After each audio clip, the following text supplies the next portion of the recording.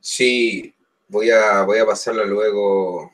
Voy a pasarla luego. Bueno, un saludo a todos los que están viendo este video en este momento. Le habla Pascal, perdonen por ese silencio que acaban de escuchar. Eh, Estábamos conversando con Carlos en privado y decidimos abrir la charla. Aquí son las 6:36 de la mañana. Estoy con Carlos, está en España. Conciencia Alternativa, para los que no lo conozcan, Carlos, si queréis saludar a la gente que está viendo este video en este momento. Hola Pascal, gracias. Hola, ¿qué hay a todos? Buenos días o pues buenas madrugadas, como quiera donde estéis. Un saludo a todos. Exacto. Sí, con Carlos estábamos charlando acerca de la magia pragmática, del lenguaje, de la realidad, de cómo ha cambiado esto. Y bueno, la pregunta que me hizo Carlos, en realidad, es acerca de qué era la piedra filosofal. Claro, porque cuando hablamos de alquimia, hablamos de Paracelso, y bueno, hablamos de toda una tradición, de toda una manera de entender la realidad. Hablamos de los elementos, hablamos de Giordano Bruno, hablamos de la tabla de Esmeralda, hablamos de la transmutación. Entonces, ¿qué es la piedra filosofal? ¿Qué es? ¿Desde cuándo existe este concepto de la piedra filosofal? ¿Desde cuándo es que la piedra filosofal eh, se cree que es una piedra de oro específicamente? Y que es una piedra que hay que buscar en alguna parte del planeta. ¿Desde cuándo existe ese concepto de que la piedra filosofal es una piedra que hay que buscar? Porque justamente este debate de separar las cosas, es decir, ver que está en un externo o en el exterior, lo que podría ser, por ejemplo, un dualismo, al separar el cuerpo del espíritu, o sea, pensar que hay un exterior y hay un interior, y pensar desde ese punto de vista que, a través de ese dualismo, pensar que la piedra filosofal específicamente es una piedra que está en un punto concreto del planeta, está en un exterior. Eso es justamente lo que hay que evitar. O sea, ese pensamiento, que es un punto de debate, cuando empezamos a hablar de la piedra filosofal, ¿dónde está la piedra filosofal? Porque se ha buscado a lo largo de toda la historia de la humanidad. ¿Dónde está el Arca de la Alianza? Donde se dice que se encontró la tabla esmeralda. Algunos otros dicen que, digamos, se encontró en Egipto bajo una estatua de Hermes Trismegistro, también la tabla de esmeralda. Apolonio de Tiana, contemporáneo a Cristo, encontró la tabla de esmeralda. Entonces, ¿qué es la piedra filosofal? ¿Qué es específicamente? Entonces comentamos con Carlos que en realidad la piedra filosofal es uno mismo. La piedra filosofal es la gran transmutación, la gran obra de la alquimia, donde contiene la sabiduría del gran arcano, por ejemplo, que habla Eliphas Levi. La piedra filosofal, que en realidad es una continua transmutación, un continuo cambio. Podríamos hablar de la sombra de Carl Jung. Carl Jung fue un psiquiatra que habló de la alquimia, eh, hizo meditaciones zen también, y creó el concepto de la sombra, que en realidad es el inconsciente colectivo, porque Freud dijo que había un consciente, subconsciente y un inconsciente. Y ese inconsciente se extiende a tu inconsciente familiar solamente. Pero Carl Jung dijo, a ver, hay un inconsciente que va más allá, que está desde el origen del ser humano, desde el origen de los tiempos, desde el Génesis. ¿Qué es este inconsciente colectivo? La sombra. La sombra que el ser humano tiene que integrar. Entonces, ¿qué es la transmutación ahora? Bueno, la transmutación para Jung es justamente integrar la sombra y no dividirla. O sea, hay un intento por querer separarse de este dualismo platónico, es decir, pensar que la vida está en otra parte, o pensar que existe un positivo y un negativo, que eso está bien para la matemática, para la cosa práctica, pero para los seres humanos, eso lo que generan son justamente estructuras limitadas de ideologías. Existe esto o lo otro, no hay un tercero. Entonces Carl Jung intentó ahí salir de la jaula y decir, a ver, no existe lo uno o lo otro, no existe el consciente o el inconsciente. Hay que integrar las dos cosas, hay que integrarlas para llegar a una totalidad y ser lo que realmente somos. La piedra filosofal, cuando hablamos de transmutar metales, convertir el plomo en oro, decía Baudelaire, el poeta maldito, convertir el plomo en oro, transmutación de la vida, el cambio, transmutación de nosotros mismos. ¿Dónde está la piedra filosofal si no es en nosotros mismos? ¿Dónde está Dios si no lo es todo? La piedra filosofal es todo. Entonces pensar que la realidad está allá afuera, como ese chiste que hablamos en Dogma y Teoría, en el video anterior, ese chiste del que llega el budista Zen y le pregunta al cristiano, católico cristiano, bueno, ustedes tienen la teoría de Dios, ¿o no? Un constructo racional, un constructo teórico para explicar una forma de la realidad. ¿No creen que es un poco enfermo? O sea, bueno, este chiste yo se lo escuché a Patricio Varela en una gran entrevista que ustedes deberían ver porque está muy buena, yo se los recomiendo. La pueden encontrar en YouTube. Ahí pueden saber más de Patricio Varela, que es un científico, digamos, que tiene una concepción de la realidad que a mí personalmente me interesa mucho. Y entonces, esto de pensar de que la realidad está afuera, o sea, este dualismo platónico, porque Platón decía que había un mundo de las ideas, un mundo que estaba más allá, y del cual nosotros, inspirados, cogíamos esas ideas. Uno podía hablar de las musas, pero todo este concepto abstracto, esta abstracción absoluta, porque Platón utiliza ese concepto, abstracción absoluta, para explicar el concepto y el principio del alma y otras cosas. Bueno, para los que no lo sepan, Bakunin, el que creó el anarquismo, se basa en el principio absoluto de la abstracción absoluta de Platón. Es muy interesante eso, que el creador del anarquismo, Mikhail Bakunin, que habla de, bueno, Dios y el Estado y todo eso, justamente para explicar el concepto de Dios y el Estado, para explicar que hay una jerarquía por sobre nosotros, una jerarquía patriarcal por sobre nosotros, él lo explica a través del concepto de la abstracción absoluta de Platón. O sea, eso, bueno, pero para el que no lo sepa.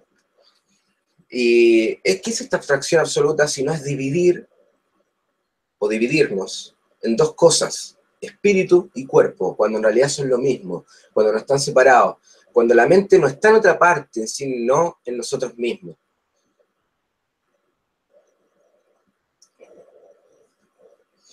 El pensar que la realidad está en otra parte, o que las ideas, o lo que yo soy, o lo que yo pienso, o lo que no está acá, está en otra parte, me parece una visión errada, porque es separar. Hay un dualismo, y ahí también tenemos el presente y el futuro.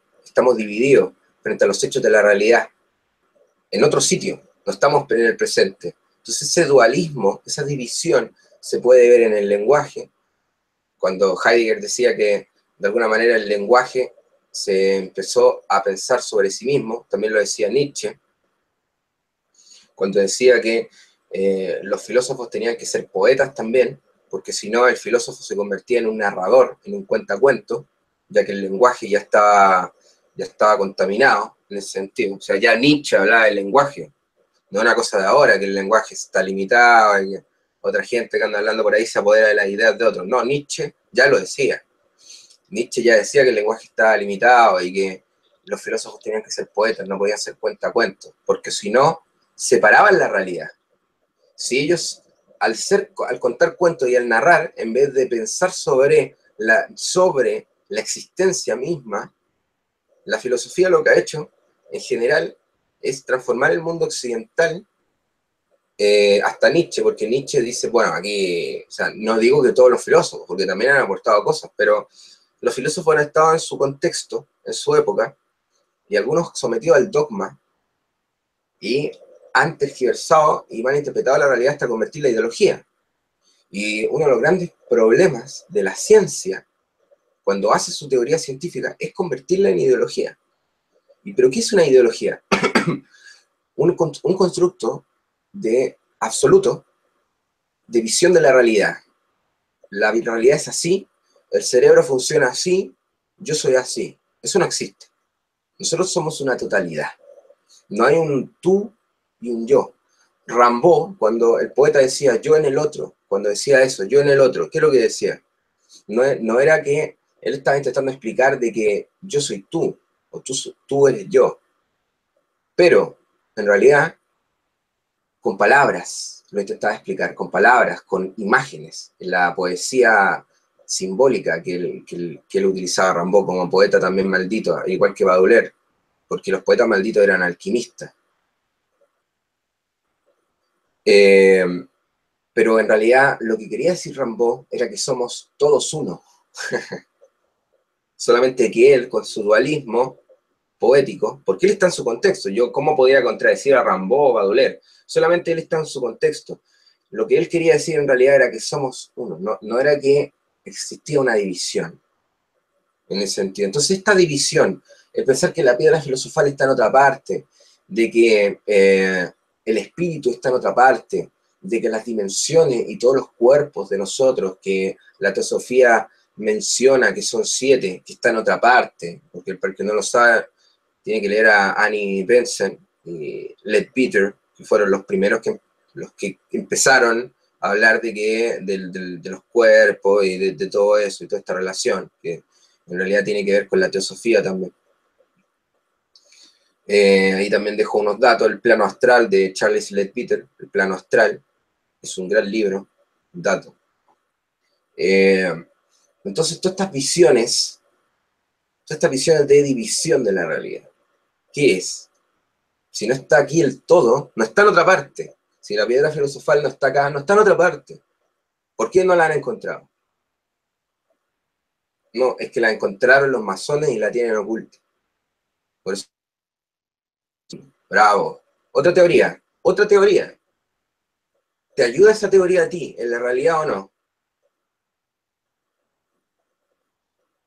Yo creo que no, porque ya estás sometido a una esclavitud total. No hay una posibilidad de cambio. Anda a quitarle la piedra filosofal al masón que la tiene escondida, por favor. Eso no. Eso es un constructo teórico. Los seres occidentales vivimos de teorías, y la teoría lo único que ha hecho es dividir la realidad y pensar que la realidad está afuera, cuando la realidad somos nosotros mismos, cuando nosotros somos la existencia misma.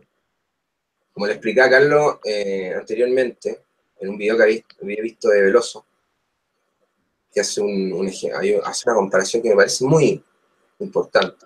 A propósito, vamos a estar con Veloso el sábado hablando del complejo autónomo de Carl Jung y explicando lo que era la demonología, la posesión demoníaca con el inconsciente colectivo. Parece sí, en eso. Pero el pensar, por ejemplo, que el sol, si el sol hoy día se apaga, yo me muero. Pero, por ejemplo, si me cortan el brazo, yo no me muero, sigo viviendo. O sea, hay una totalidad. O sea, el sol es más importante que una parte de mi cuerpo incluso. O sea, nosotros somos todo. Y la realidad no está en otra parte. Así como Dios tampoco está en otra parte. Y el paraíso tampoco. Y los seres de luz tampoco están en otra parte. Somos nosotros mismos. Esa es una proyección de lo que nosotros queremos ser. Los ángeles, los seres de luz, seres más poderosos que nosotros, que hacen cosas buenas, que salvan a la gente. Y nosotros no podemos salvar a la gente, me pregunto yo. Nosotros no podemos hacer cosas buenas. Nosotros también no podemos curar con las manos. Tenemos que esperar a que llegue un pleiadiano para que lo haga y nos dé el ejemplo. Es que en realidad el pleiadiano es un alter ego. Y es una proyección de nosotros, de ese espíritu tan bondadoso y libre de dogma que somos nosotros. ¿O acaso los demonios no matan como nosotros? ¿O acaso nosotros no hacemos sufrir a la humanidad como los demonios? Es que los demonios somos nosotros, porque nosotros somos los que estamos asesinando el planeta. Eso de pensar que la realidad y que las otras cosas están en otra parte, todo ese concepto dualista, yo creo que tiene que terminar. Y ese concepto dualista incluso entró a la magia, lo que se conoce como magia pragmática, y ahí llegamos a Aleister Crowley. Pero ahí vamos a hablar un poquito más adelante de eso, no sé, Carlos. Ya hablé mucho, así que... Bien, bueno, creo que para empezar a comprender todo esto de dejar a un lado la dualidad, tenemos que estudiar bien los 7 principios herméticos, ¿no? Donde nos habla el primero que todo es mente, y luego ya en el segundo nos dice que como es arriba es abajo, ¿no? Entonces, teniendo en cuenta que como es arriba es abajo, para mí lo que me dice pues es que todo es igual, simplemente así, todo es igual. Entonces, claro, pues partiendo de esa base ya, ¿no? De este pensamiento, ya me puedo poner en que, pues en lo que tú dices, que todo está dentro de nosotros. Ya, pero si tú te fijas, al hablar de adentro, estás hablando de afuera también. Y es lo mismo que decir que la realidad está en otra parte. O sea, no hay Claro, afuera, vuelvo pues otra vez a la dualidad, claro, claro, exacto, no hay afuera o claro, adentro. O claro. por ejemplo, el concepto de igual es un concepto matemático. Y el concepto de igual hace referencia también a duales, pero que se reflejan en sí. Entonces, no es lo mismo quedarse en esa segunda dimensión y decir, en esa segunda dimensión de las cosas y decir, solamente un dual, solamente un observador, existe una perspectiva, que traspasar esa visión y decir, sí, existe, pero mi concepción es que somos todo. Entonces, es diferente, porque claro, a ver, yo no podría decir de que el pájaro está allá, o sea, sin cometer el error, porque efectivamente el pájaro está allá, pero ¿no? Que tener una concepción absoluta de la realidad y decir que todo está allá. Cuando hablo de todo, incluso también me refiero al pájaro, es decir, el pájaro en sí mismo está allá, pero resulta que el pájaro también está interconectado a nivel subatómico con todo. Por lo tanto, está allá, pero también está acá, porque, digamos, a través de una conexión que nosotros no vemos y que eso limita la distancia del allá, está. O sea, es muy profundo lo que estoy diciendo, pero es así. O sea, existe la distancia, claramente, pero a medida que la espiral va llegando a la unidad, o sea, hacia el punto de inicio, no en expansión hacia arriba, sino ahora a la inversa, hacia abajo, se va encontrando en esa distancia cada vez más relación. Y ese es el todo. Ese es el todo. Entonces, tampoco lo que estamos haciendo no es una visión abstracta absoluta, porque no queremos tampoco decir que hay una visión de la realidad absoluta. Claro, existe el otro, pero no está dividido, no está dividido. Eso es lo que yo creo que es lo que le pasó al ser humano. Yo creo que en algún momento se observó, se dio cuenta y dijo, oh, mira, sí, existe el otro, y está separado. O sea, no se dio cuenta que en realidad no está separado. Entonces, claro, ese dualismo, cuando tú hablas de igual, ¿igual a qué? Si en realidad no existe igual, porque somos uno en ese sentido. Entonces, todo radica, todo radica en la visión. Todo radica en la visión. Somos la totalidad, ¿no? Somos la totalidad. Ahí, es claro, justamente, ahí, por ahí va, somos la totalidad, justamente. Bueno, claro, porque somos uno, también hace referencia a uno, dos, tres, o sea, pero hace obviamente todo, nosotros tomamos la unidad como tal, como válida, la unidad. La unidad incluso se ha querido ver como que hay que ser unidos, o sea, como que hemos llegado al punto de dividirnos tanto de que tenemos que unirnos, cuando nosotros ya estamos unidos, ya estamos unidos, solamente que nosotros creemos que no lo estamos, por estas teorías que nosotros hemos, digamos, creado a través de la historia, la raza humana ha creado, para fundamentar el cómo vivir, lo que está bien y lo que está mal. ¿Quién puede decirlo? Entonces, todas estas visiones que llevan a ideología y doctrina, es lo mismo. Entonces, la piedra filosofal, ¿dónde está? Pues en nosotros mismos. La respuesta es, nosotros somos la piedra filosofal. Porque si tú dices, está en nosotros mismos, es que está dentro de nosotros, si tú te fijas. Y no está dentro de nosotros. Somos nosotros la piedra filosofal. Es, es que es jodido salir pues de la dualidad, ¿no? Es precisamente lo que me decías antes, que te lleva años.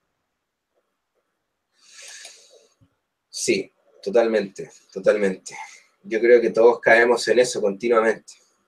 Todos los días caemos en el sueño y en el mundo onírico. Hemos dividido tanto la realidad que el soñar forma parte de algo que no está acá, en lo abstracto. Cuando el mundo ideal que nosotros queremos puede estar acá, debe depender de nosotros. Entonces hemos llegado a dividir tanto la realidad que claro, está muy jodido salir de esta abstracción absoluta en la que nos metió Platón. Justamente, estamos en una abstracción absoluta, viviendo un mundo de irrealidad, dominados por los arquetipos. No hay otra manera de explicar el por qué todavía, por ejemplo, tú tienes Rey en el 2017. A lo mejor otro va a decir, no, es que en realidad es porque hay extraterrestres. Perfecto. ¿Cómo lo sabes? ¿Has visto uno? Ah, sí, has visto demonios. Después de ver el programa tanto de la caja de Pandora. Ah, mira, qué interesante. Justo después de ver el programa de la caja de Pandora, donde hablaba de seres felinos y de seres de mariposas extraterrestres, justo tuviste un sueño de que viste un ser reptiliano. Ah, sí. ¿Es una proyección del mal? Ah, sí, es una proyección ¡Los del mal. reptilianos!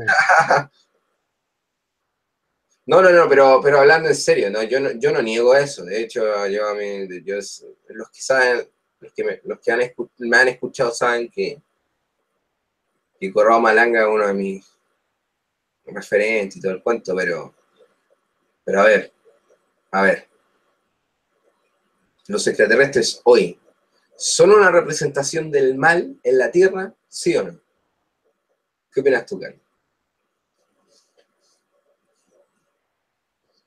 Puede ser que sí, que lo sea, puede ser que sí. Porque, no sé, pruebas de que hayan hecho algo bueno todavía no hay, ¿no? Por el contrario, cosas malas estamos viendo continuamente. Entonces, si nos metemos en ese arquetipo del extraterrestre, pues se supone que serían malignos, claro. Yo creo que hemos llegado a separar tanto la realidad de que llegamos a hablar de los extraterrestres como justamente como los demonios, como los ángeles. que es lo que hace la New Age. Entonces, esta jerarquía de los extraterrestres pleiadianos, del rey Salomón, que vienen a salvarnos a través de la tribulación, los seres Draco y todo eso, en realidad, todo eso es también pensar que el mal está en otra parte, porque tú te puedes morir pensando que a lo mejor los extraterrestres te van a venir a salvar y todo el cuento, ¿y qué va a cambiar en el mundo? ¿Qué va a cambiar? O puedes empezar a hacer meditaciones en solitario y empezar a tener contacto y de repente alguien te va a contactar y te va a empezar a decir cosas. ¿Y qué vas a ganar? ¿Qué ganas? Ganas ego. Después sale en un video diciendo que contactaste a un pleiadiano y que eres un místico trascendental y que va a salvar a la humanidad y que tiene el mensaje y que mañana se acaba el mundo. Y pasado mañana te despiertas en la mañana y dices, no dijo, entonces mintió. Ah, mintió. O sea, despertemos ya. O sea, podemos seguir creyendo en los cuentos de hadas, pero yo creo que es mejor despertar y ver la realidad. La realidad no está en otra parte. No, sí.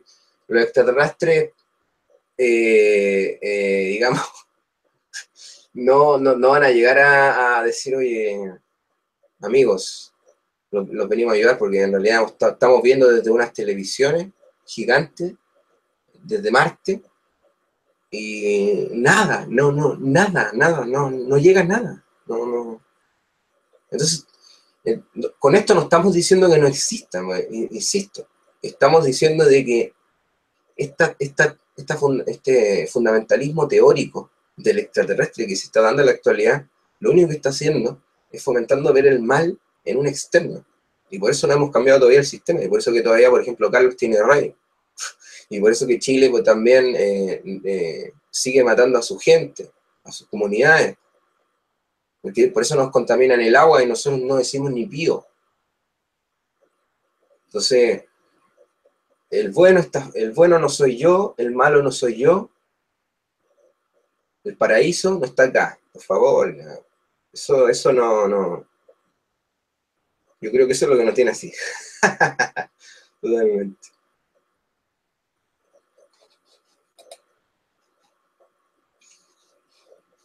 Sí, sí, totalmente de acuerdo contigo. Nos tienen en una dualidad absoluta. Para todo, es que para todo. Donde quiera que vayas, siempre hay parte buena, parte mala, parte blanca, parte negra, guapa, fea,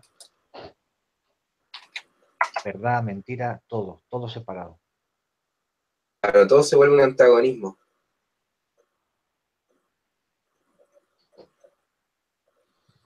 Todo se vuelve una cosa así como.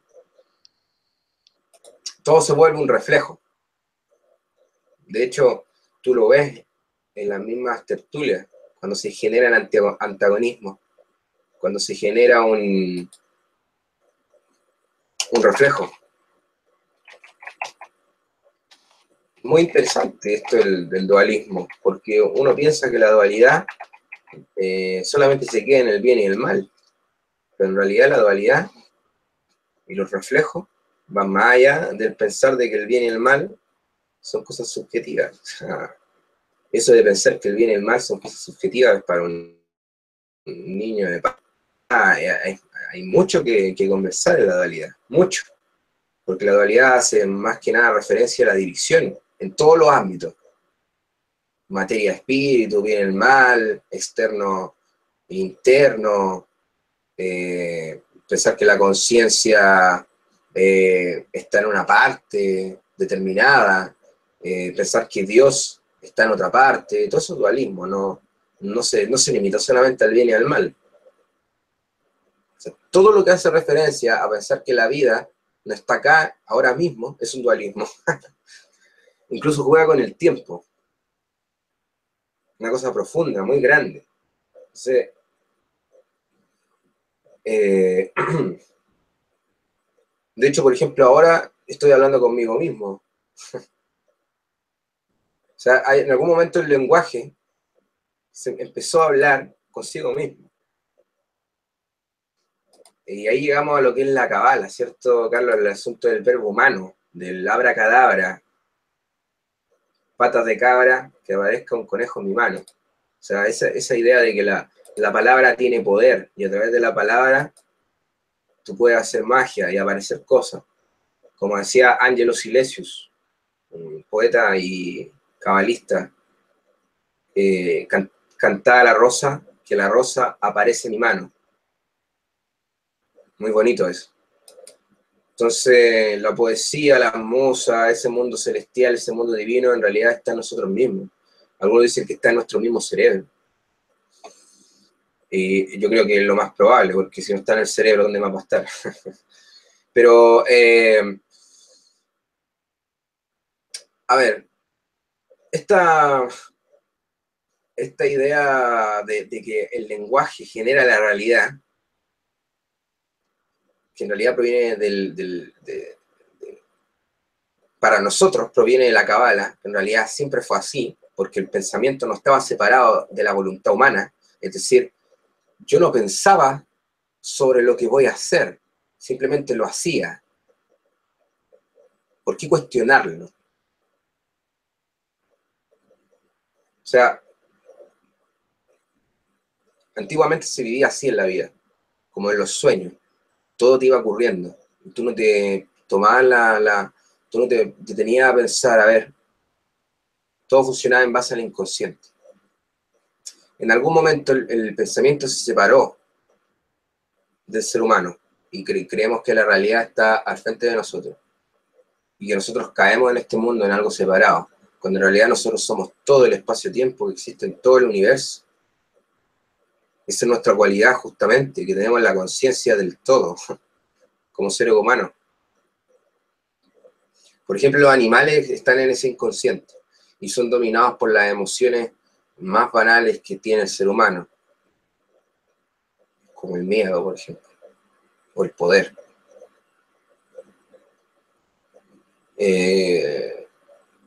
Entonces, esto de la dualidad, los reflejos, los espejos, las divisiones, es una cosa que nos tiene hasta el lenguaje mal, porque esto lo decía Heidegger, como le había dicho antes, Nietzsche y todo eso, el filósofo poeta, o sea, el mago era poeta. Y luego llegamos a la magia pragmática.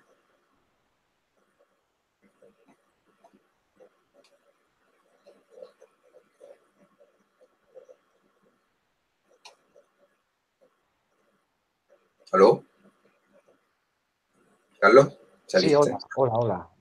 Sí, sí, pues estaba escuchándote y estaba pensando que, claro, pues en algún punto todo se convierte solamente pues en, pues en palabra, ¿no?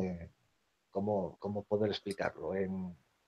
Pues en interpretación de lo que es, ¿no? No en ello en sí. Sí.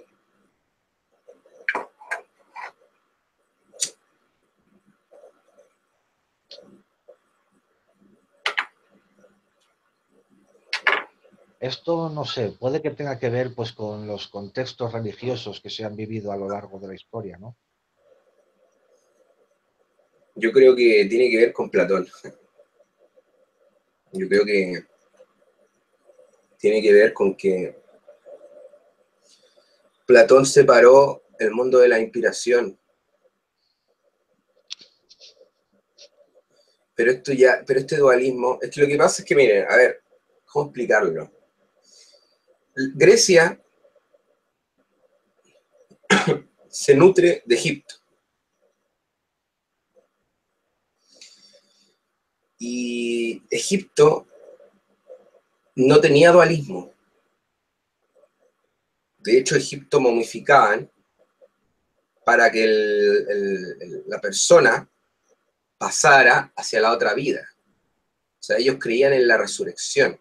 Creían que había otra vida, pero no estaba dividida como en la concepción del paraíso. Pero sí había una concepción de resurrección. Entonces ustedes ya pueden ver ahí de que desde Egipto proviene esto de la resurrección de la carne que luego la toma el catolicismo. O sea, el pensar que tú vas a resucitar en un paraíso es lo mismo que te momifiquen, porque de esa manera tú vas a reencarnar.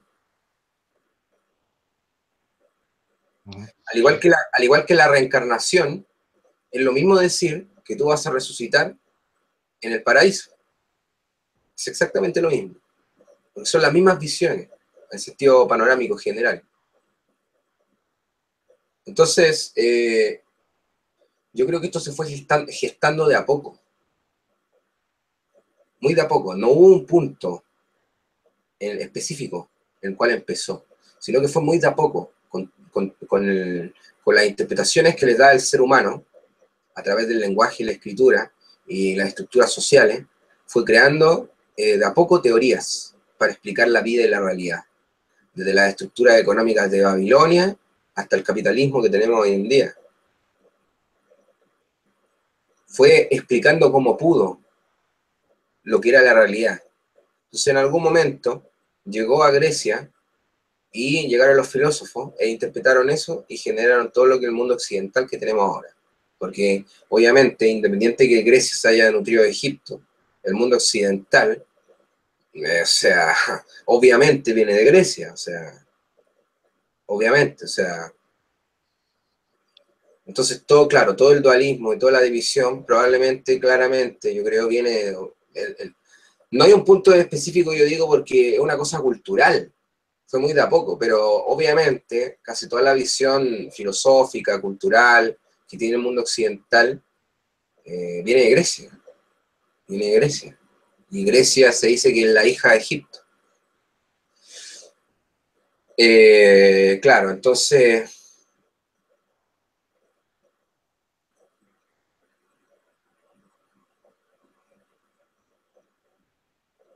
en realidad ese mundo de ideas somos nosotros mismos. Esa palabra, ese lenguaje separado, esa cosa de que lo que yo digo, en realidad es un lenguaje que se piensa sobre sí mismo y en realidad no es la totalidad de lo que yo soy. O sea, el lenguaje no es lo que yo soy, no es la realidad, sino es lo que yo digo. Y Aristóteles hablaba de eso, decía, Aristóteles decía que nosotros somos animales políticos. O sea, el ser humano es un ser parlante y habla, y el gusto por hablar, y habla, y va hablando. O sea, es una función, es una función del ser humano. No es que el lenguaje es el ser humano en sí mismo. Entonces la emoción no es el lenguaje, no digo lo que yo siento.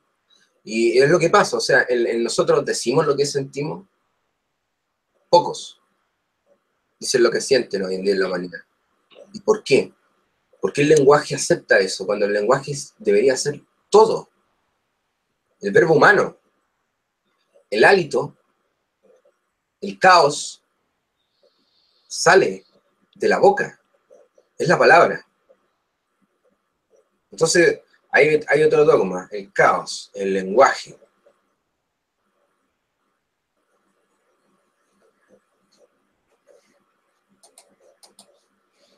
Entonces, bueno, esto de separar la palabra de la realidad, cuando la palabra es todo, no es que la palabra es esto y lo que yo siento en realidad es otra cosa al mismo tiempo. Esa esquizofrenia dualista que tiene el hombre occidental, o el ser humano occidental, mejor dicho, de que yo digo algo pero siento otra cosa, eso no tiene lugar. No, no. Es que aparte que es muy chistoso porque es súper incoherente, si ustedes se fijan. No es una cosa tampoco tan profunda, no tiene sentido alguno. Entonces, claro, como decía Nietzsche, lo digo por tercera vez, ya lo decía Nietzsche, el filósofo tiene que ser un filósofo poeta, porque si no es un narrador y está contando cuentos, y se transforma en una cosa abstracta que tiene al mundo así, o sea, el mundo occidental lo tiene así a todo el planeta, o sea, lo bueno está en otra parte, lo malo está en otra parte, no soy yo, la política no se puede cambiar, por lo tanto, porque está en otra escala, en otro nivel. ¿Qué nivel? ¿Qué nivel? No entiendo qué nivel en ese sentido. Todas las jerarquías se fundamentan a través de eso. Entonces, y fíjate que es muy interesante porque, claro, desde el abracadabra, que es cuando la palabra no estaba separada de la realidad, era la realidad. Por lo tanto, lo que yo decía era lo que aparecía en la realidad, porque lo hacía aparecer.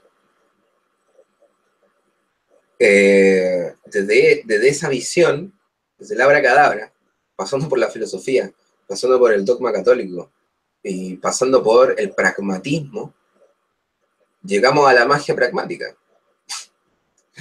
donde Aleister Crowley dice que la magia, en realidad, son los procedimientos y el método adecuado para generar el efecto adecuado, en la hora adecuada, en el momento adecuado, en la ubicación adecuada, con la persona adecuada, en el sitio adecuado, con el metal adecuado. O sea, el tipo con eso te quiere decir de que si tú haces lo que tienes que hacer, vas a conseguir lo que quieres. Eso te dice. O sea, te dice que si tú sumas 2 más 2, te va a dar 4. Porque no te puede dar otra cosa.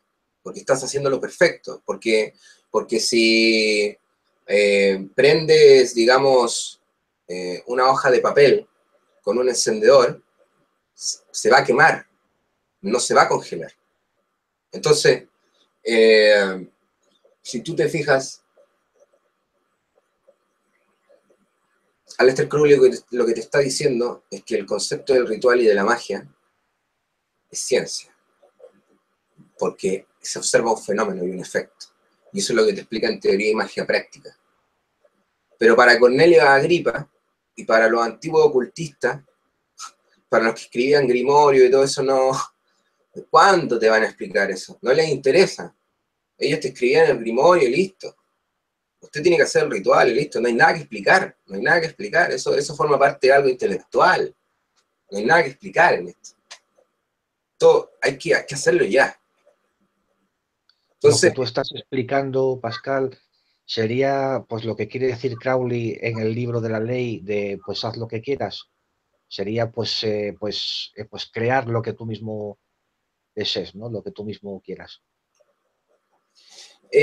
cuando Crowley está hablando de la voluntad y la ley del telema y la ley de la voluntad y lo que tú quieras, en realidad se está hablando, primero que nada, está hablando del dogma católico, porque Aleister Crowley en su infancia vivió bajo la influencia del catolicismo dogmático, muy radical. Entonces, al igual que otros, el tipo quiso liberarse y se transformó en la bestia prácticamente. Llegó a tanto su odio por la religión que se transformó en la bestia. Entonces, cuando habla de la libertad, habla justamente de liberarse, lo mismo que decía Nietzsche, Dios ha muerto, ahora viene el superhombre. Pero también habla de este sentido justamente de la voluntad en un sentido trascendente. O sea, cuando Aristóteles dice que la voluntad y que, porque Aristóteles creía la reencarnación, cuando Aristóteles dice que la voluntad y que los deseos forman del alma humana, pero resulta que Platón decía que el alma estaba en otra parte, no en tu cuerpo, estaba en otro plano dimensional, si lo quieren ver así. Aunque ellos en ese momento no hablan de plano dimensional, pero bueno, ustedes me entenderán, estamos en el 2017, se habla ahora de plano dimensional. Entonces,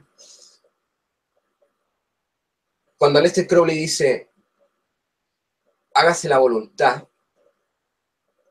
no está hablando justamente de esa voluntad que está en otra parte, como la voluntad de Dios. Hágase su voluntad en la tierra como en el cielo. Porque antiguamente se pensaba que la voluntad era la voluntad de Dios. Porque tú tenías que hacer lo que te decía Dios. Era una cosmovisión. Entonces, Aleister Crowley, cuando está hablando de la voluntad, también te está quitando el dogma, en el sentido de que el poder eres tú.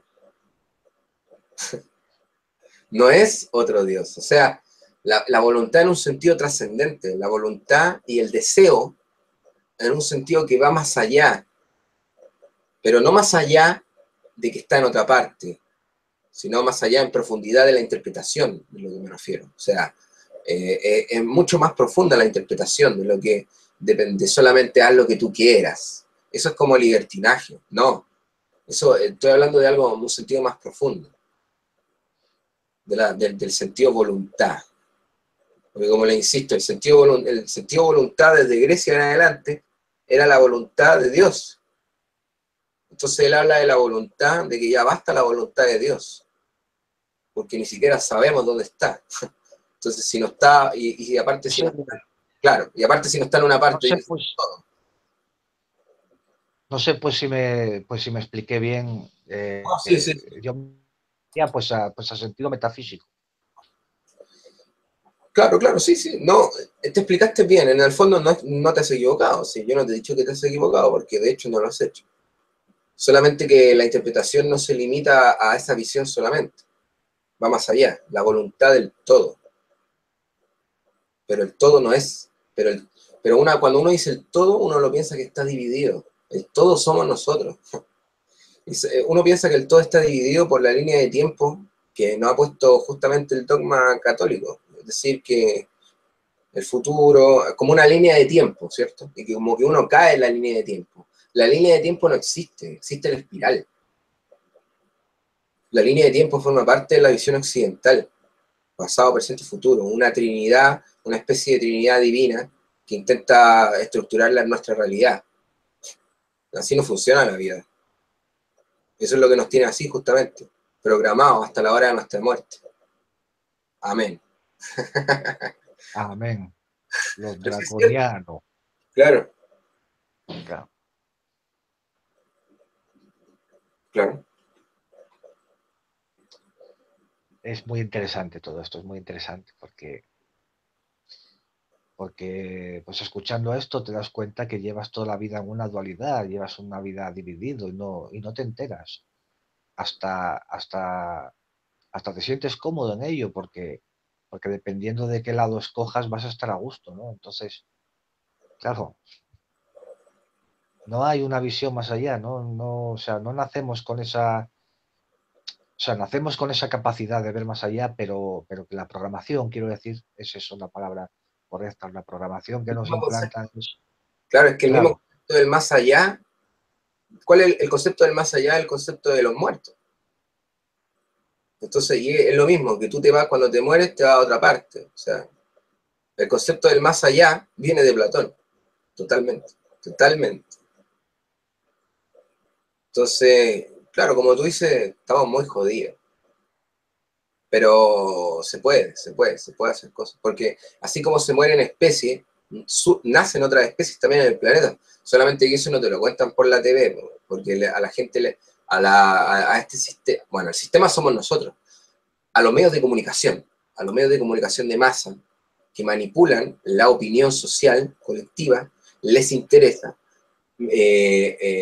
someternos a un conflicto mental y a un dualismo, por ejemplo, en base a ahora se está viendo en lo que se vivía en la Guerra Fría, ¿cierto?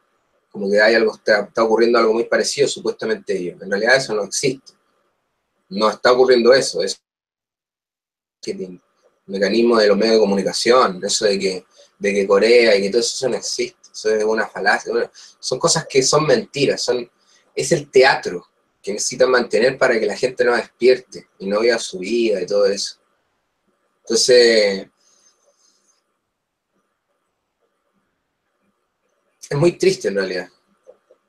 En realidad no es algo que es tampoco tan bonito conversar. O sea, darse cuenta que uno es esclavo. Y que, exacto. y claro, en realidad tampoco es algo así como tan súper interesante. En realidad es muy triste, porque es la realidad. Pero también a veces la realidad te ayuda a cambiar, en vez de seguir en el cuento de hadas. Entonces yo también, por eso que yo prefiero la siniestra muchas veces, porque creo que el conflicto es una posibilidad de cambio, no es algo malo. Es una visión dualista negativa. El conflicto, la oscuridad, muchas veces, es una posibilidad de cambio, la crisis. Y de hecho en psiquiatría funciona así. El trauma también. El trauma es una posibilidad de cambio. Sí, eso es totalmente cierto. Yo lo he comprobado en mi vida.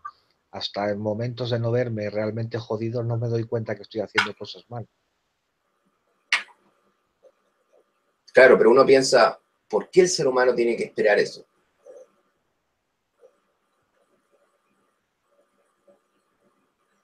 Porque no está despierto.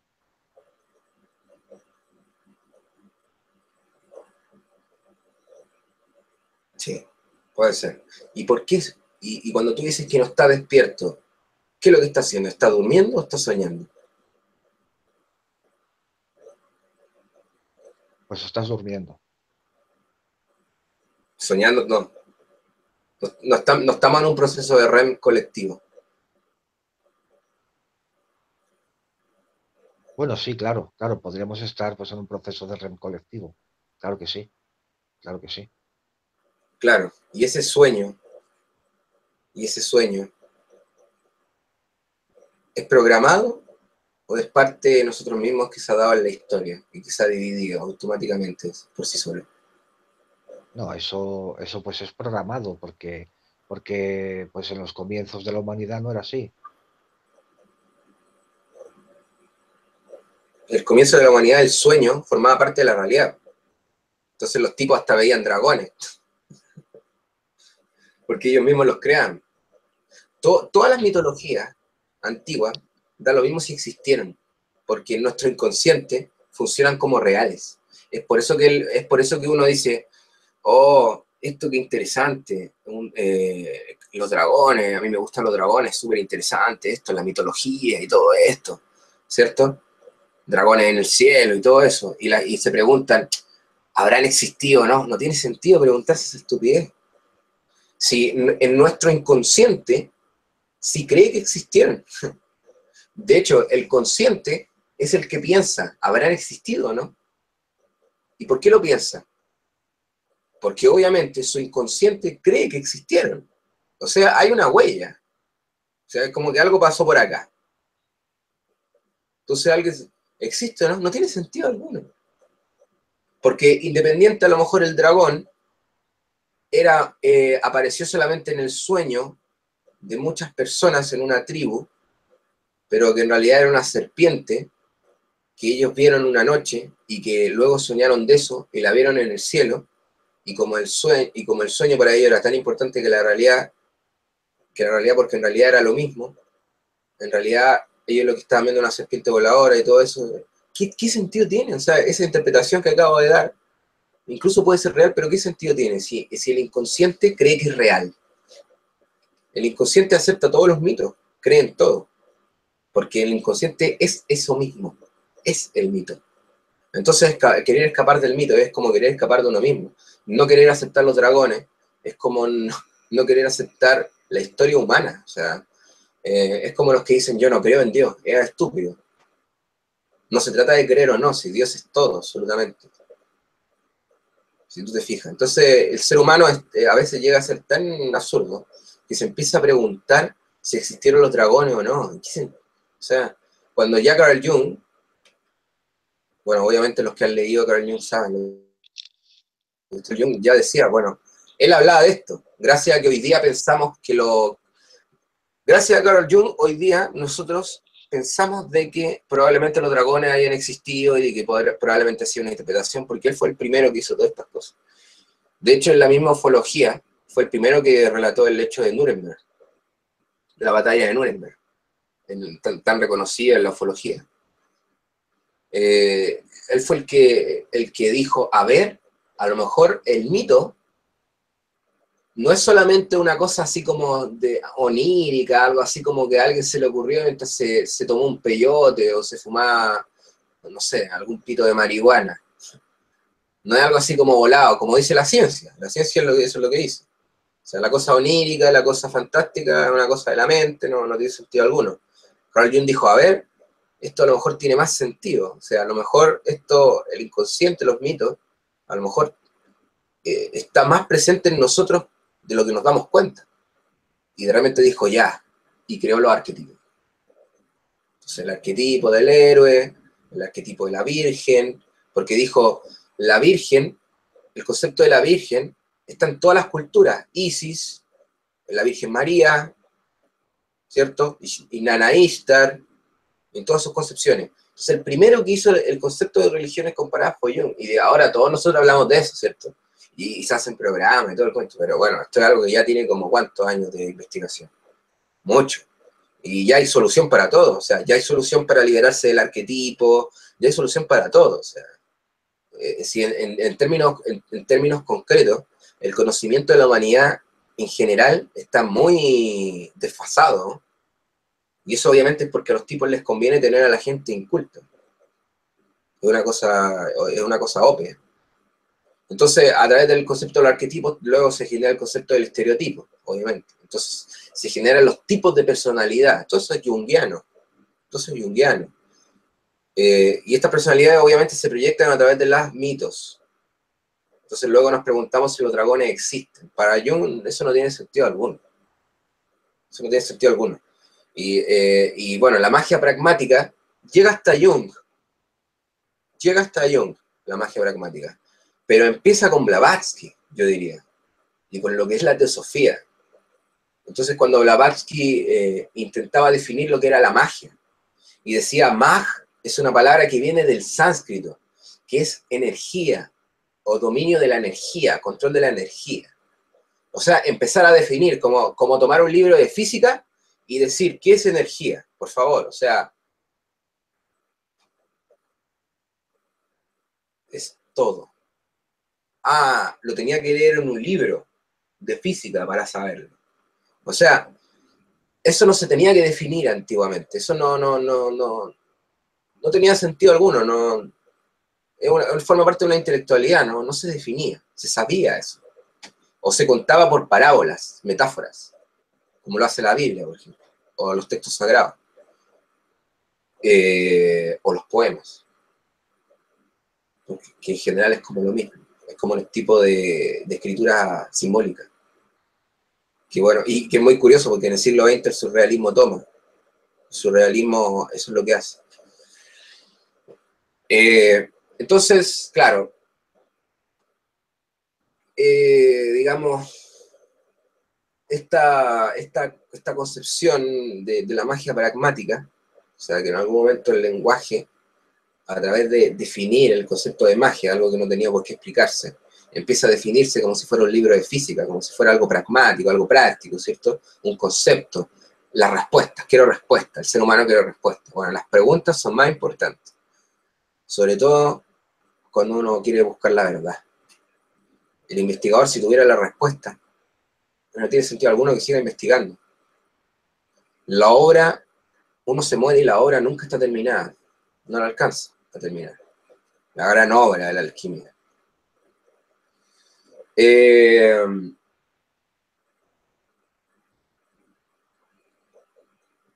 Desde Blavatsky, luego aparece Samuel Osman Sphere, que empieza a explicar los sigilos. Los sigilos, o sea, el hacer símbolos, escribir símbolos y hacer vudú con un muñeco y todas esas cosas, alfileres astrales del que él habla. O sea, ¿desde cuándo? O sea, ustedes se imaginan, van a África y los witch doctors les explica cómo hacer vudú y todo eso, les pasa un libro, ¿cierto? O sea, esa cosa es una cosa moderna, o sea, es una cosa así como intelectual, no sé si me entienden. O sea, eso de explicar. El ritual funciona así porque el color arquetípico tiene esta cosa y los elementos, una cosa explicativa, intelectualoide, que nace desde, como digo, desde Blavatsky y que llega hasta Jung. Y que Jung, incluso gracias a eso es escrito, porque Blavatsky, hasta Einstein leía a Blavatsky. Gracias a eso escrito, empiezan estos científicos, empiezan a entender el ocultismo. Y se empiezan a crear estos conceptos. Y luego Edward Bernays, el sobrino de Freud, crea el marketing. a través del concepto del ocultismo y se empiezan a dar cuenta que los símbolos tienen poder y que todo esto, y que bla, bla, bla, bla, bla. Y la magia pragmática se transforma en cienciología. Y tenemos lo que hoy en día, o sea, una estructura piramidal tan fuerte, dominada por energías tan fuertes, pero que si nosotros nos damos cuenta de que somos capaces de ir más allá, podemos cambiarlo, porque son una minoría que tienen el conocimiento y que saben ocuparlo. Se pueden, pero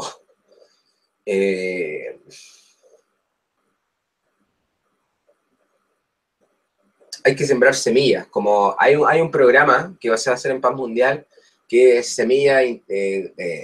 semillas galácticas, algo así, como lo quieran ver, pero el asunto es que las semillas sí dan resultados, sí germinan. ¿Cómo lo ves tú, Carlos?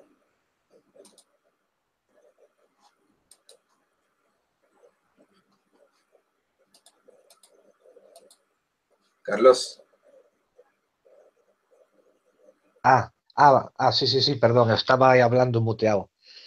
No, no te preocupes, bro. Perdón, perdón. No, ya lo que había dicho. Que pues que me estoy dando cuenta de lo que tú estás diciendo, pero no a una comprensión tan elevada, ¿no? Como la que tienes tú, ¿no? Sobre ello, ¿no? Pues en los últimos días, viendo tus vídeos de los sigilos y también viendo vídeos de Pablo Veloso, me estoy dando cuenta claro, de que todo esto se puede cambiar. Tenemos herramientas para ello, ¿no? Lo que pasa es que necesitamos conocer esto. Cuando se habla de ocultismo, siempre se suele, o por lo menos a mí la percepción que me llegó a mí siempre era como algo negativo, como algo pues oscuro, ¿no? Maligno, diabólico. Pero eso es una programación católica. Lo que es el ocultismo no tiene por qué ser necesariamente malo, sino que pues ocultismo es solamente una palabra. Hay pues lo que hay detrás de lo de la palabra pues es lo que puede ayudarnos, ¿no? Pues esos conocimientos que pueden transformar energías, te pueden abrir pues esos pasos, ¿no? Para que tú cambies, ¿no? La realidad. No sé Sí, cómo exactamente. Claro, obviamente, Carlos, o sea, tú sabes que, bueno, la mayoría de la magia ceremonial, la goetia, la masonería, los rosacruces, son rituales egipcios. Ojo en eso, la mayoría. La goetia también toma de la Wicca, de la magia celta, los druidas, todo eso. Pero en su mayoría, todos estos rituales, que no eran católicos, como tú dices, fueron sentenciados a Satanás, o sea, a lo negativo, a lo oscuro. O sea, todo lo que tenga que ver con magia, todo lo que tenga que ver con alquimia, todo lo que tenga que ver con cabala, todo lo que tenga que ver con esoterismo, todo eso es algo negativo. Incluso los curanderos, los chamanes, o sea, incluso las curanderas que curaban con plantas solamente, se veía como una cosa negativa, como una persona que pagana. El paganismo, el concepto de paganismo como algo negativo, es algo que viene de un dogma católico, o sea, el pagano es solamente aquel que, digamos, adora imágenes que nos forman parte de una abstracción. No lo quiero poner que forman parte de una divinidad, porque la divinidad somos nosotros. Entonces el concepto de divinidad, de un Dios que está en otra parte, es una abstracción de la realidad. Entonces, por lo tanto, desde el paradigma católico, o desde la teoría ideológica católica, el punto es que toda cosa que no esté de acuerdo con la abstracción que ellos hablan, no tiene sentido alguno y es una persona que está sometida a una herejía y que hay que, bueno, quemarla, hay que matarla, etc. Entonces, todo ese conocimiento, aprovecharon esos tipos para apoderarse del conocimiento, y es por eso que el Vaticano hoy en día forma parte de una de las organizaciones secretas más importantes del planeta. Digo secreta porque pocos saben lo que es realmente el Vaticano. Porque saben realmente lo que hay, ¿no? Claro, y tiene un servicio de inteligencia, el SIV, el SIV, el Servicio de Inteligencia del Vaticano. Obviamente, o sea, y el Servicio de Inteligencia del Vaticano incluso estuvo involucrado con la dictadura militar aquí en Chile. Así que el Papa era tan amigo de Pinochet. Y bueno, siempre la Iglesia Católica ha hablado de derechos humanos cuando le conviene, ¿no? Pero cuando están matando a millones no dice nada, siempre es lo mismo. Siempre. Y bueno, y sería hipócrita que lo dijeran. Yo creo que los tipos no lo hacen porque así serían hipócritas, porque como ellos han matado a tanta gente, entonces dicen, ¿cómo nosotros vamos a decir que no maten gente? Seríamos hipócritas. Entonces yo creo que los tipos, claro, como son tan conscientes de lo que son realmente, una organización secreta, sectaria, ni siquiera quieren ser hipócritas, o sea, llegan a ese punto de burlarse de lo absurdo de lo que es este circo de fenómenos que estamos observando cada día.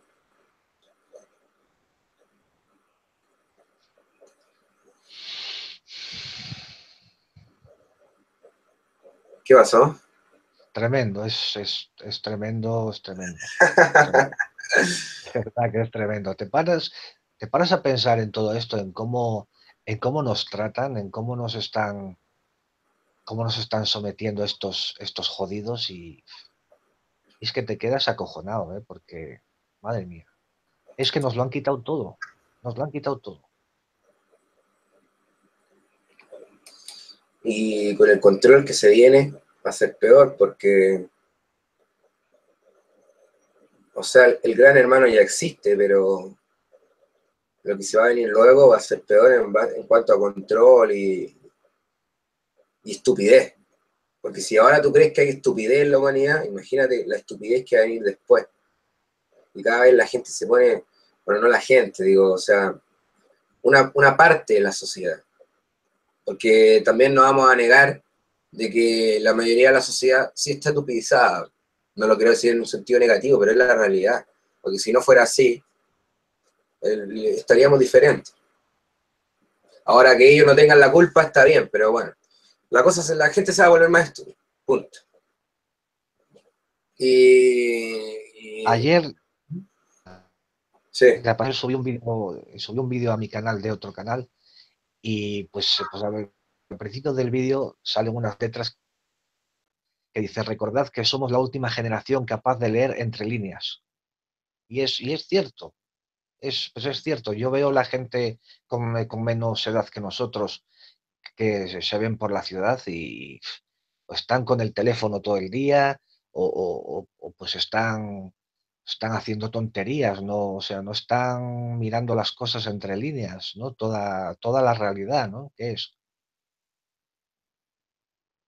Mismamente te pasas pues por el Facebook y ves una cantidad de idioteces tremendas.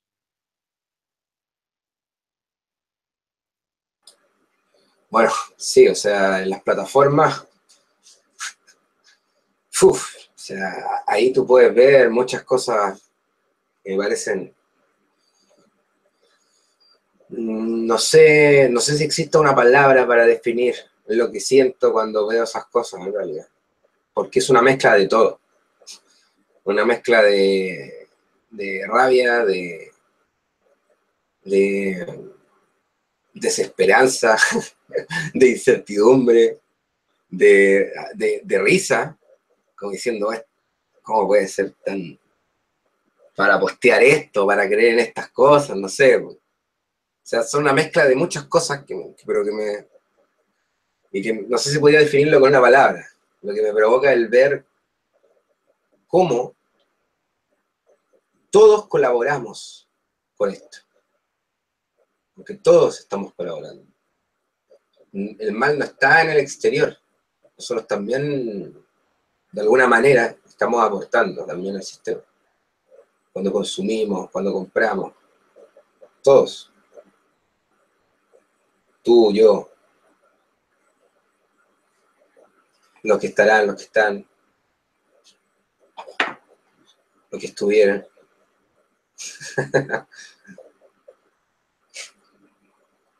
¿O no? Pues sí. Claramente, claramente. Pero también es cierto de que no contaminamos como lo hace un hijo de puta que está cortando, no sé, está talando árboles en la Amazonía, por ejemplo. Claro, claro. Nosotros tenemos culpa, pues evidentemente, como tú dices, pero yo tengo culpa pues de esta realidad, ¿no? Que vivimos. Pero también no soy el que va echando flúor al agua o el que va fumigando los fuegos, en los cielos, perdón. Exactamente, o sea, claro, o sea, por eso hay que medir la culpa, justamente, o si no estamos en un sentido de culpa católico, o sea, la culpa como sacrificio, porque la culpa funciona como sacrificio en el dogma. Tú te tienes que sacrificar porque tú eres muy culpable por todos tus pecados, eres hermano, Claro, claro, claro, claro, te tienes que flagelar y todo ese rollo. claro. Claro, Entonces, claro, entonces sacrificio, la culpa. El paraíso está en otra parte, tenemos que sacrificarnos para conseguir la divinidad. No, eso no. El sacrificio lo único que consigue es que nosotros seamos esclavos. Hay gente que no se sacrifica por nada y tiene todo. Hay gente que se ha sacrificado toda su vida y no tiene nada. Eso es una estupidez.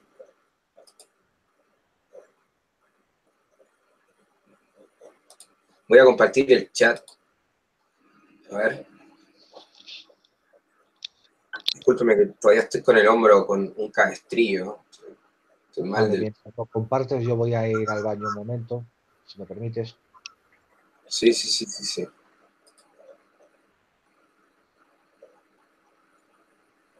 Sería bueno que leyeran el chat. Bueno, bueno, bueno. Ahora vamos, ahora vamos.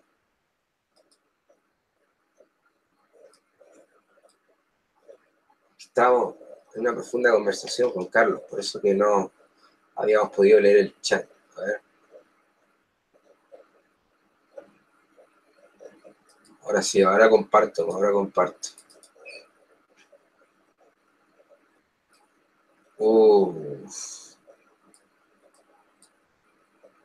No se ve nada, pero a ver, voy a hacer otra cosa. Voy a compartir toda la pantalla.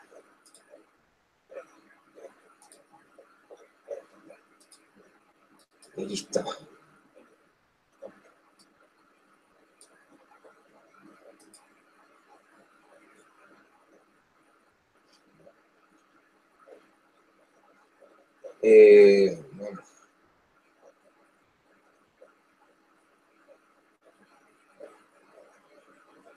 Saludos, Edith. Dinero, no está acá dinero. Juan Ramón no lo he visto. Está Carlos.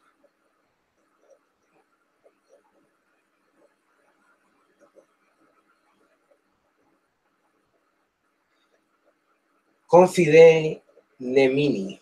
Antiguamente, muy antes, se contaba más uno. O sea, uno eran ya dos. Se contaba la totalidad como más uno. De allí viene el somos uno. Muy interesante, muy interesante. Claro, por eso mismo era lo que decía, porque justamente eso del uno, dos, o sea, en realidad Pitágoras cuando hablaba de numerología, y que luego eso lo llevó cuando terminó en los sólidos platónicos, terminó en los elementos, luego la numerología llegó hasta el tarot. La astrología, la numerología también tiene una interpretación, Entonces la numerología en realidad, que también es un arquetipo, es una programación, la numerología, en el fondo. Ahora, de que sea negativa o sea positiva, no creo que sea negativa o sea positiva. No creo que sea uno o lo otro. Porque en realidad esa numerología está subordinada no al hombre, específicamente, porque todas las culturas tienen matemáticas y tienen su lenguaje matemático, sino más bien en cómo se utiliza ese lenguaje. Es un lenguaje, es un lenguaje. De ahí a que se utilice como programación, es otra cosa. Entonces habría que equilibrar el lenguaje. Cuando nosotros hablamos de más uno, ¿de qué hablamos? ¿De un más uno de mí? ¿De un externo de mí? ¿De un doble de mí? Se habla del doble cuántico. Eso me parece muy chistoso. El doble cuántico. Doble cuántico. ¿Qué es eso?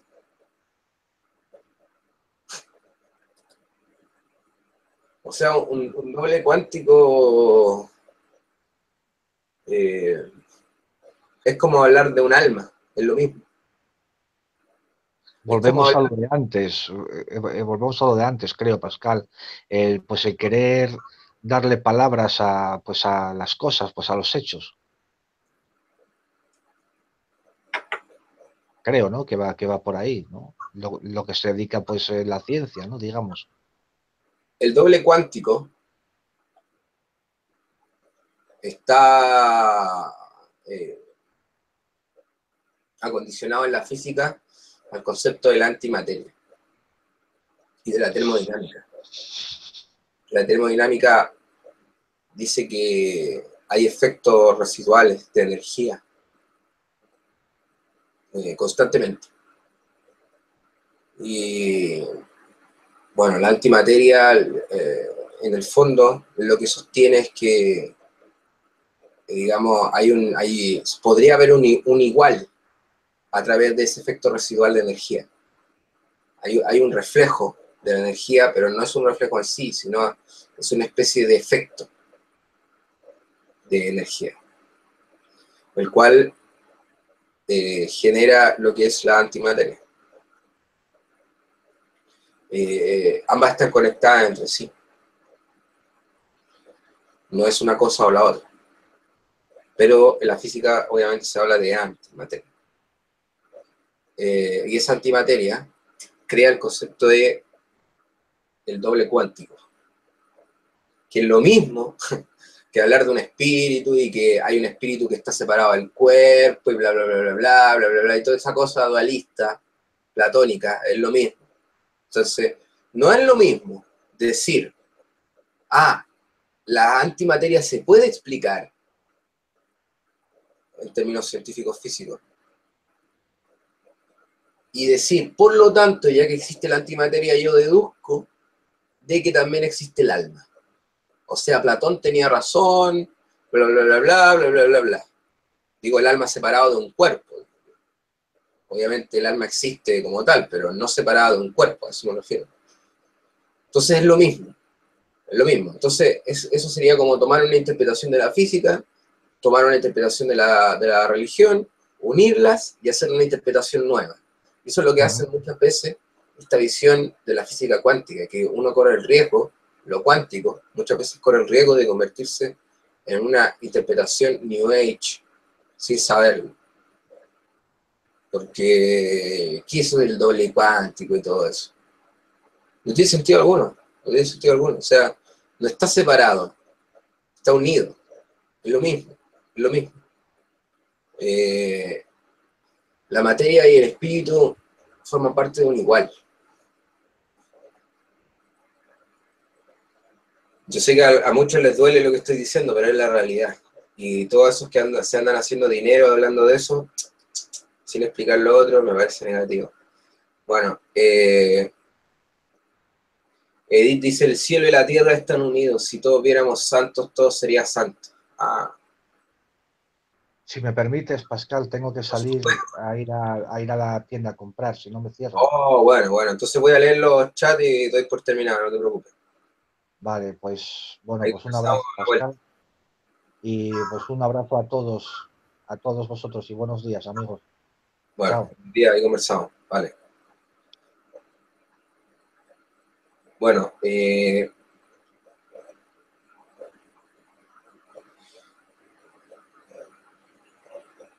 sí, Claudia. Dice, ¿cuánto daño han hecho y hacen esos programas de televisión con miles y miles de seguidores, con recetas mágicas de sanación? Oh, uf, sí. De cómo atraer dinero, pensamiento positivo. Oh, sí, uff. Totalmente, totalmente. Eso es algo que no se ha querido aceptar, Claudia, pero eso bueno, puede generar una insanidad mental, ¿no? A ver, Edith, ahí, de ahí que viene que Eva, vacío, como el fruto del árbol de la sabiduría. Muy interesante. Muy interesante. Claro, muy interesante eso. Oye, qué interesante están estos comentarios. Con razón, Claudia decía que lo leyeron. También tenemos dos hemisferios dentro de un cerebro, todo está dualizado.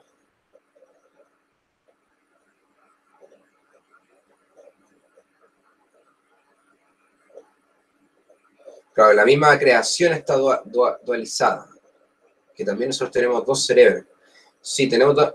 Bueno, se dice que tenemos tres cerebros. Tenemos un cerebro racional, emocional y tenemos un cerebro primitivo. Somos tricerebrados. Ahí podemos hablar de Trinidad y nos vamos a Gurdjieff de nuevo, ¿cierto? El tres, las tres etapas del ser humano.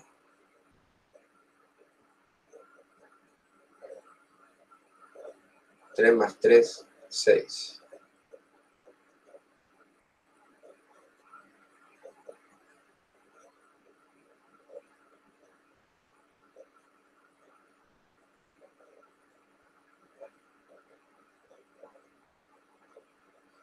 A ver, el hombre existió sin laringe, lo que dice es vieja New Age, la vibración crea o creación, el verbo es relativo.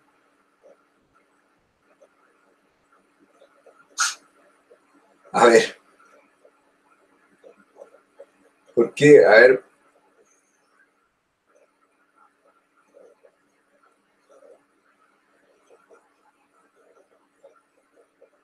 ¿dónde dice eso de la laringe?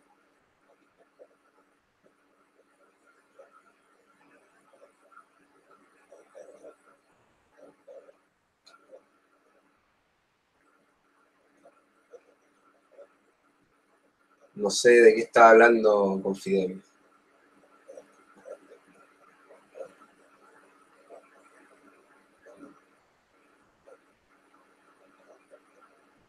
Confidemi Nemi dice, no, no se hablaba de comunicación mental, aunque tampoco estábamos unidos con el todo, y por allí nos comunicamos más.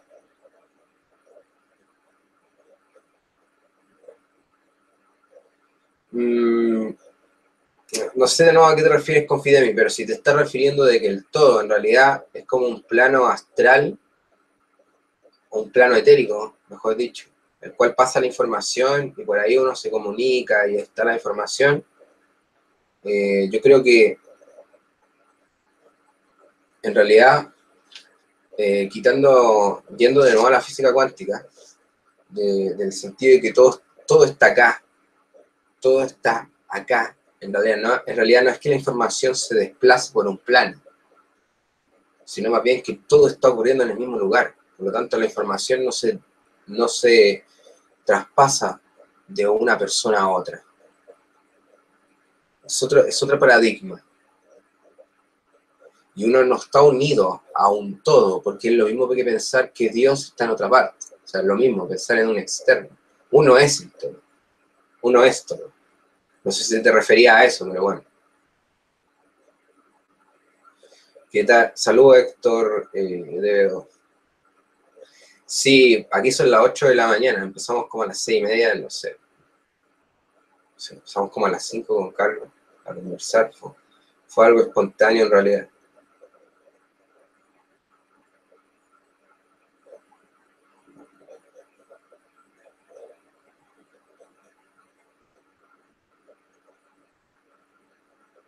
Bueno, muchas gracias, Claudia. Inconsciente o subconsciente, son dos cosas diferentes. Son dos cosas diferentes. El subconsciente no es lo mismo que el inconsciente. Y el inconsciente por sí mismo no es lo mismo que el inconsciente colectivo. Tampoco. El que creó el inconsciente colectivo fue Jung. El que creó el inconsciente fue Freud.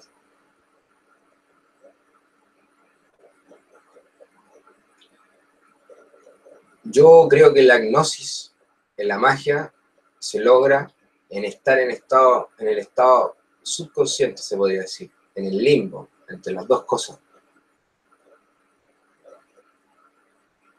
A mi mano han llegado varios utensilios para rituales y siempre he rechazado la práctica ritual. Yo no estoy en contra de la práctica ritual, ojo en eso. Cada uno que haga lo que quiera. La humanidad ha buscado su liberación desde el principio de los tiempos a través de creencias, religiones, chamanismo, magia, New Age, pero todavía no nos hemos dado cuenta que esas corrientes no han hecho más que esclavizarnos, dividirnos, ya está todo agotado. Yo creo que la mala interpretación es justamente lo que genera esa cosa negativa. O sea, por ejemplo, el chamanismo para nosotros es un concepto, y nosotros hablamos del chamanismo, y decimos, el chamanismo, y los chamanes que toman peyote y se conectan con el anima mundi, y bla, bla, bla, bla, bla, bla, bla. Pero cuando existían los chamanes, ellos no se preguntaban lo que hacían, digamos, o no hablaban ellos de chamanismo, ¿me entiendes? O sea, ellos solamente lo hacían, lo ejecutaban. No creían en el chamanismo, o no lo veían como concepto, eso existía solamente. Entonces yo creo que la mala interpretación de eso es lo que genera justamente la cosa negativa. La mala interpretación genera como la tergiversación de las cosas. Las cosas por sí mismas son. Ahora, la New Age es otra cosa, porque la New Age toma de la magia, que la magia como concepto yo diría que viene de Blavatsky, porque obviamente la magia ha existido de siempre, ¿cierto? Ya hablé de la magia egipcia, de los druidas, la Wicca, todo eso, pero así como hablar de magia, así como de magia y todo eso, ese concepto de hablar de magia, en realidad eso viene del mismo concepto de Blavatsky, de los libros que hizo La Doctrina Secreta, todo eso, que empezó a explicar lo que era la magia. O sea, ya no se escribían grimorios y hablaban en un lenguaje metafórico de parábola, sino que se hablaba como un libro científico, así como un libro de física, como magia significa esto y esto, eso es magia pragmática. Nunca fue así antes, es una racionalidad, una cosa intelectual. Y eso empezó de Blavatsky. Entonces, eso de magia también, el concepto de magia, el concepto de chamanismo, todos esos conceptos lo que hacen la toma la New Age. Todas son cosas diferentes.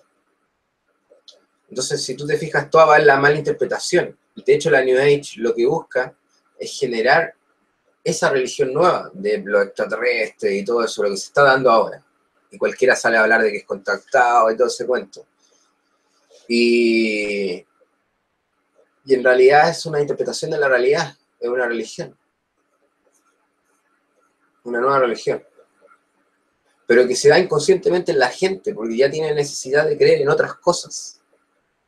Entonces, es una cosa inconsciente de necesidad, porque el ser humano siempre tiene necesidad de creer en algo, y aparte también es una programación que estos tipos han creado para que tú, digamos, sigas pensando que te van a venir a salvar alguna vez que va a venir un Mesías, ese como concepto judío, ¿cierto? El Mesías.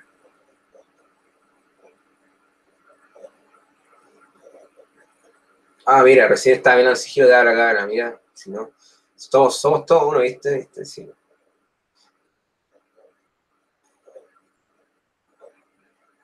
Oye, qué interesante estos comentarios, los leería todos.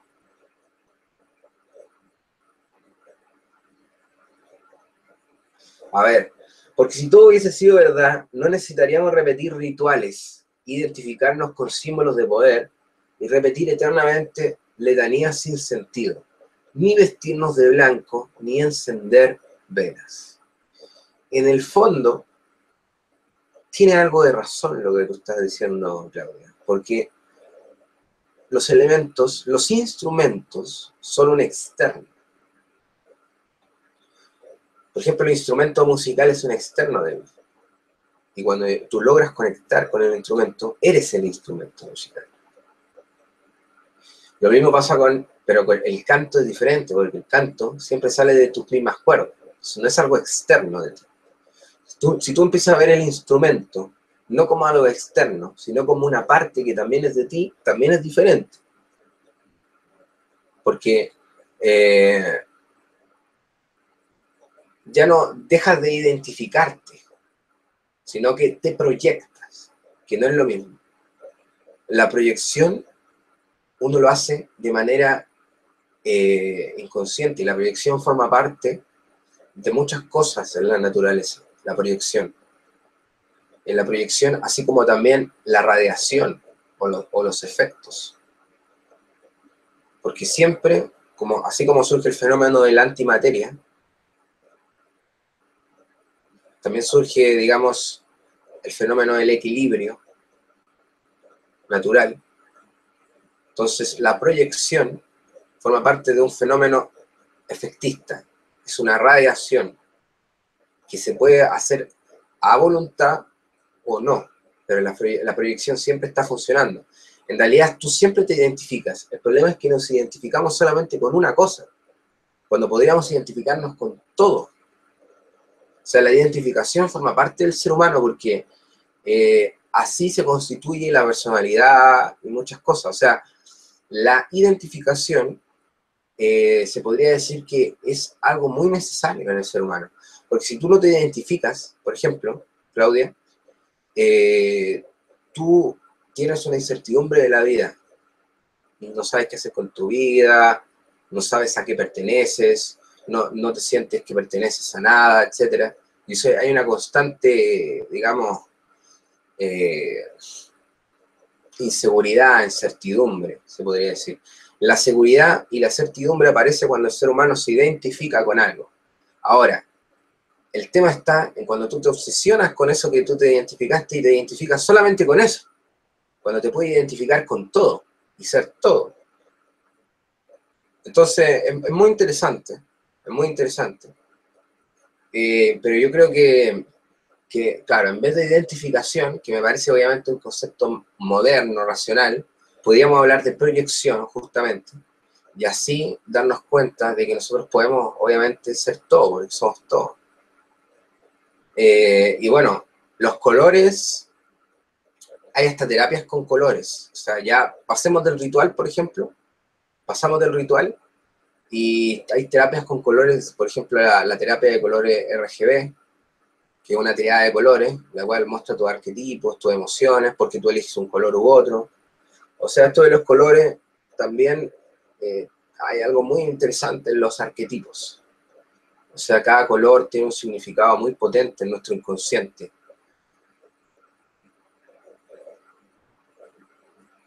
Pero muy interesante esos comentarios, la verdad es que esto está para las 8 de la mañana acá. Imagínense ustedes. La tarea de reconocer y conectarse con el ser es tan simple de realizar, tan simple que nadie lo hace. Hasta lo que creemos que son milagros, los tenemos a mano.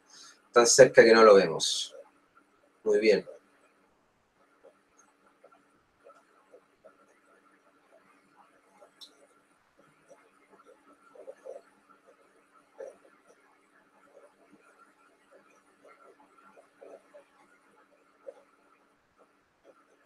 Nos han hecho creer que nos han quitado todo, otro engaño. No se puede tener miedo, no, porque nos paraliza, exactamente. El miedo forma parte de las emociones más profundas, pero a su vez también banales del ser humano. Son emociones que no tienen sentido alguno. O sea, un animal, digamos, siente constantemente miedo, amor, poder, deseo. O sea, a ver, amor obviamente no en el sentido de amor universal, porque todos sabemos que amor es todo, sino en el sentido de lo más superficial, porque un mamífero, por ejemplo, siente deseo, siente miedo, o sea, el cerebro reptiliano subordina las emociones más profundas del ser humano, y todo está subordinado a través del miedo, y a través de el poder o del deseo. Entonces, de alguna manera,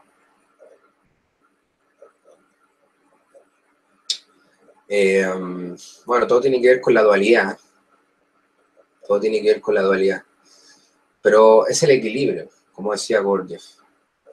Ya nosotros tenemos centros y formas de verlo, y tenemos que unificar todo. Unificar las emociones, la intelectualidad, los deseos, en vez de solamente dejarse llevar por solamente emociones, ¿cierto? Solamente me dejo llevar por instintos, ¿cierto? Deseo de control, deseo de poder, miedo, emociones me dejo llevar solamente. Solamente me dejo llevar por la razón, por lo intelectual.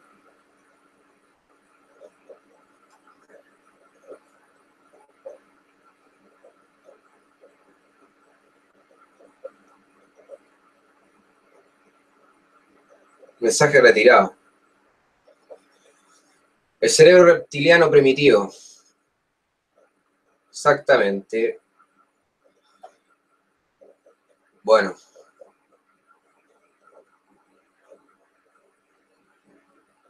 Antes de equilibrar el lenguaje, un camino que no se puede obviar. Bueno, no sé, yo creo que sí, o sea, hay cosas más importantes que el lenguaje.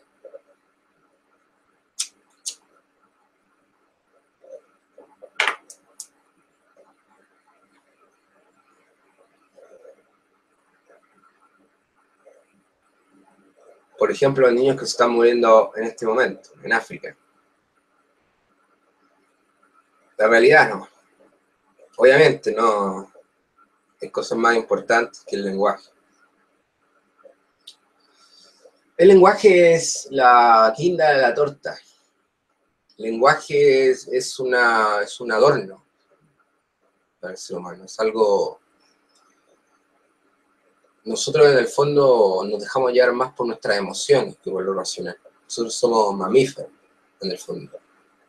Y si no, somos muy parecidos, porque obviamente, o sea, si no lo somos, bueno, si alguien me quiere decir que no somos mamíferos, bueno, perfecto, pero si no, somos muy parecidos. O sea, nosotros dejamos llevar por emociones, ¿cierto? Tenemos problemas con los instintos, o sea, nos falta conexión con esa parte instintiva que hemos perdido. Los seres humanos somos unos seres bastante raros en comparación a la naturaleza, porque con todo lo que hemos conversado ya desde que empezamos la charla, o sea, hay una cosa bastante rara que tiene la manera de ver la realidad del ser humano. O sea, el no darse cuenta que cuando estás cortando un árbol es como que te estás cortando un brazo. Esa cosa es como no darse cuenta de eso, que cualquier persona, o sea, bueno, es que obviamente, como está el planeta en este momento estupidizado, pero bueno, yo creo que algo que es muy fácil de entender, y yo creo que, por ejemplo, si tú hablas con un niño, por ejemplo, lo entiende de inmediato. Es muy gracioso eso, lo entiende, ni se lo cuestiona, no te hace preguntas, lo sabe, y listo.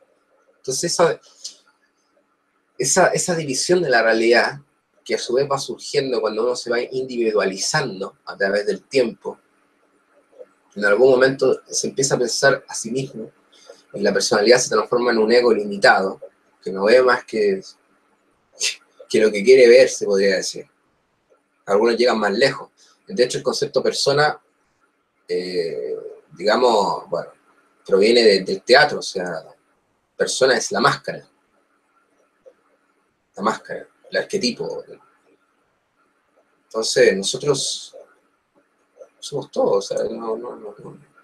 Esa identificación, como tú bien decías, Claudia, identificarse solamente con una parte de la realidad, con un cerebro solamente, con una cualidad, ya no tiene lugar, o sea. Y también insisto en ver al externo, de que el mal está afuera. Cuando el día de hoy de nosotros depende si toda esta estructura social termina o no. Es que eso es lo más chistoso, que nosotros, los seres occidentales, bueno, en Oriente no sé si también se pensará así ahora, en general, hablo de la masa, no de la gente que piensa sobre su vida. Me refiero en general. Pero en el occidente, en general, nosotros vivimos pensando que va a venir un futuro mejor. El futuro es ahora, o sea, es algo muy extraño, es realmente muy extraño cómo pensamos nosotros los occidentales. Una cosa extrañísima que es como separar la realidad y hemos encontrado la forma perfecta de soñar sobre la realidad en vez de que la realidad se viva. O sea, de nosotros depende que el sistema siga, o sea, si no es de nosotros, ¿de quién? O sea, el sistema cambia si tú lo quieres hoy, ahora. O sea, es que es muy gracioso, realmente que a mí me da mucha risa porque son cosas tan obvias.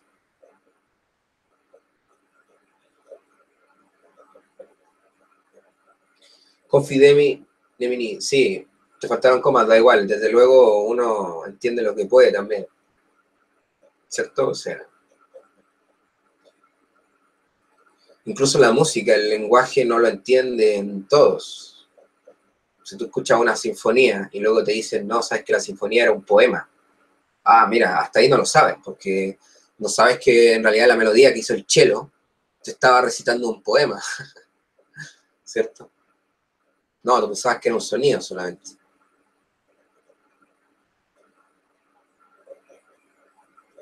Bueno, un saludo, doctor Enki, bueno, un saludo a todos los que estuvieron acá, realmente muy buenos los comentarios. Y no hay más comentarios, eso. Así que un saludo a todos ustedes, un saludo. Fue algo muy improvisado esto. Espero que le haya servido escuchar e interactuar. Y nada, estaremos aquí en la próxima emisión. Y el sábado les dejo dicho, voy a estar con Pablo Veloso hablando del complejo autónomo de Carl Jung. Carl Jung explica el asunto del concepto colectivo, las posesiones demoníacas.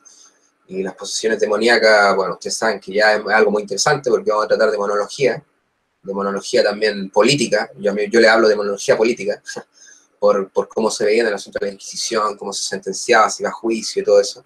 Y aparte también la interpretación de Pablo del complejo autónomo, sí va a estar interesante el sábado en la tarde. Así que eso, un abrazo a todos ustedes y estamos acá en Paz Mundial próximamente. Ahora.